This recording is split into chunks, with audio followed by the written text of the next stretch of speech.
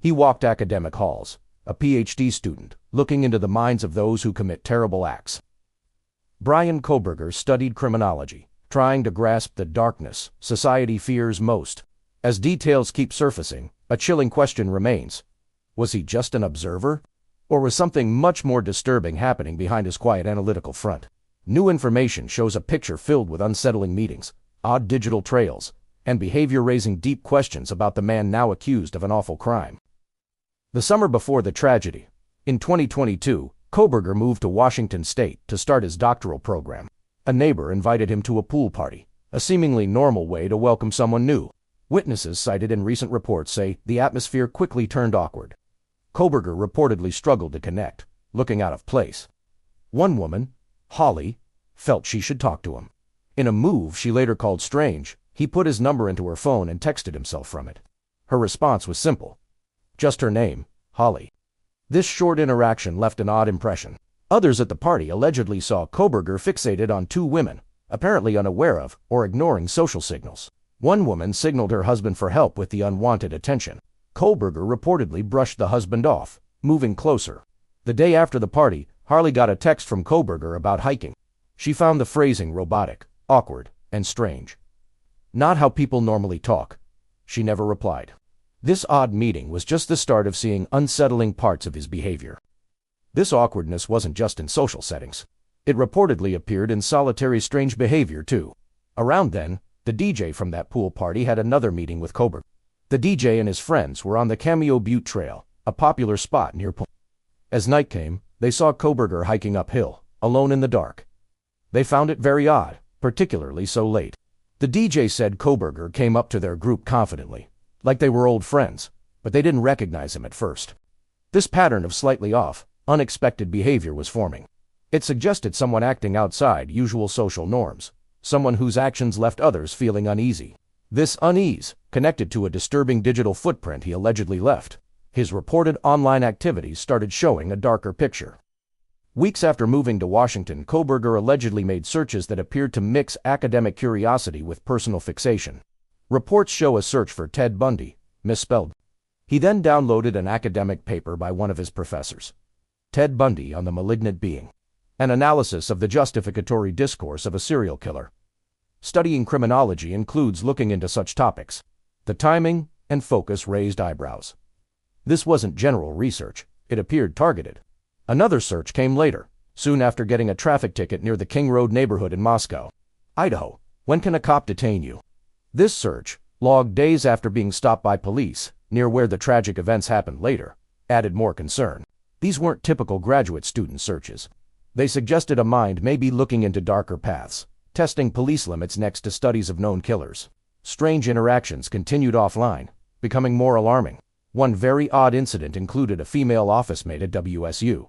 She was described as one of few people Kohberger appeared friendly with. She told investigators about a disturbing experience.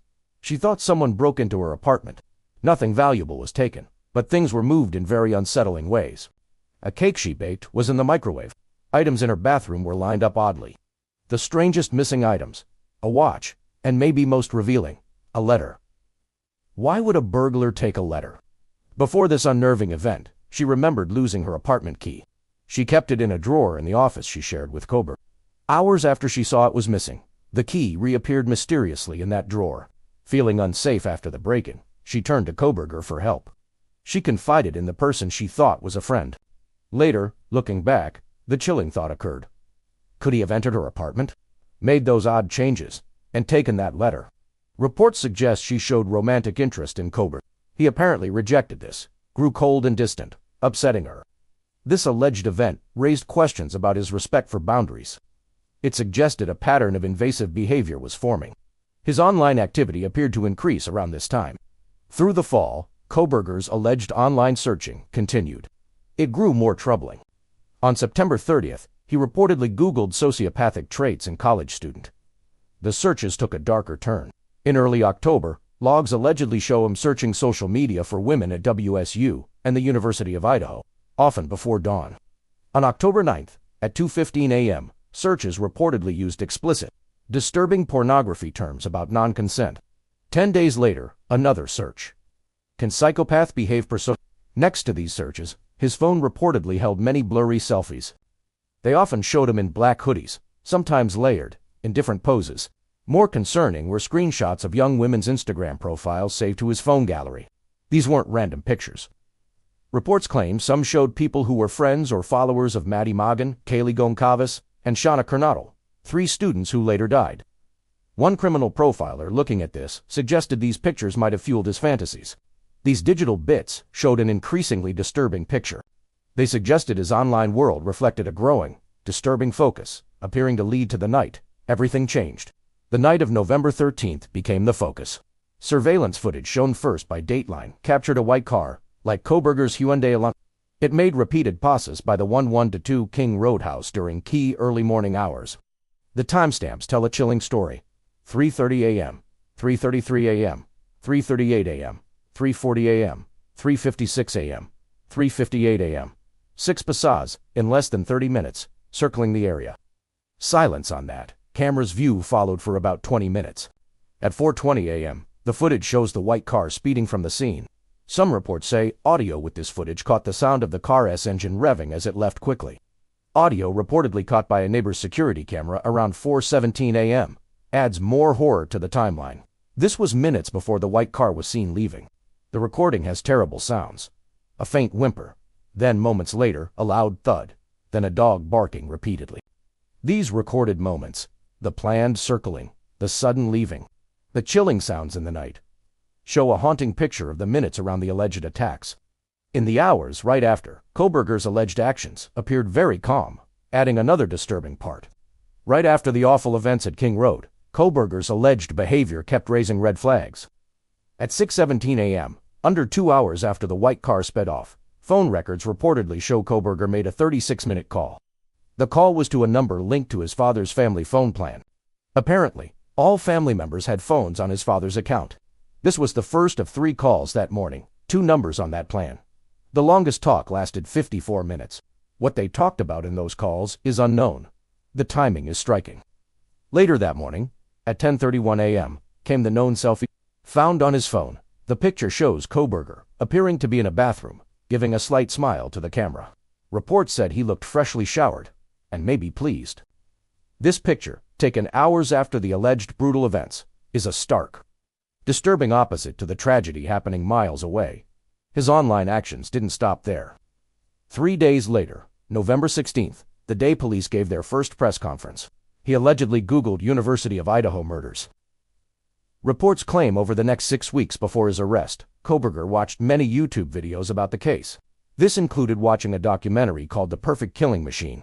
Ted Bundy, Serial Killer Unsolved, no more on November 8th. He allegedly watched or saved news updates and reports of the King Road investigation. This possibly included parts from major news networks. This clear interest in the case, and maybe its reporting, continued to the last moments before his capture. It raises questions about him reliving events or studying the investigation. The online trail appeared to lead to the night before his arrest. On December 29th, hours before police arrived at his family's Pennsylvania home, reports claim Kohberger listened to a slow version of the Britney Spears song, "Oops, I Did It Again," with lots of reverb. The specific lyrics playing were chilling. He is a killer just for fun. He's got no conscience. He's got none. None. Was this a deliberate choice or a grim coincidence? It added more strangeness to his last hours of freedom. The scene was dramatic. Kohberger was reportedly found wearing a black hoodie and rubber gloves. He was handling items in a plastic bag around 1 a.m. His parents were reportedly zipped. The SWAT team secured the house after breaking in. Kohberger was put in a patrol car. An officer reportedly heard him make an odd comment.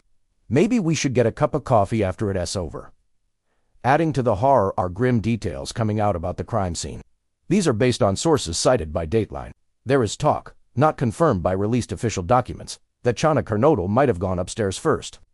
She may have heard something, then been chased back to her room on the 2nd floor. She possibly dropped the knife sheath near her door during this frantic time. The fight in her room was called brutal. Investigators found a blood-stained chair. Reports described Ethan Chapin's injuries with terrible detail. Descriptions suggested his legs were badly attacked, using words like carved.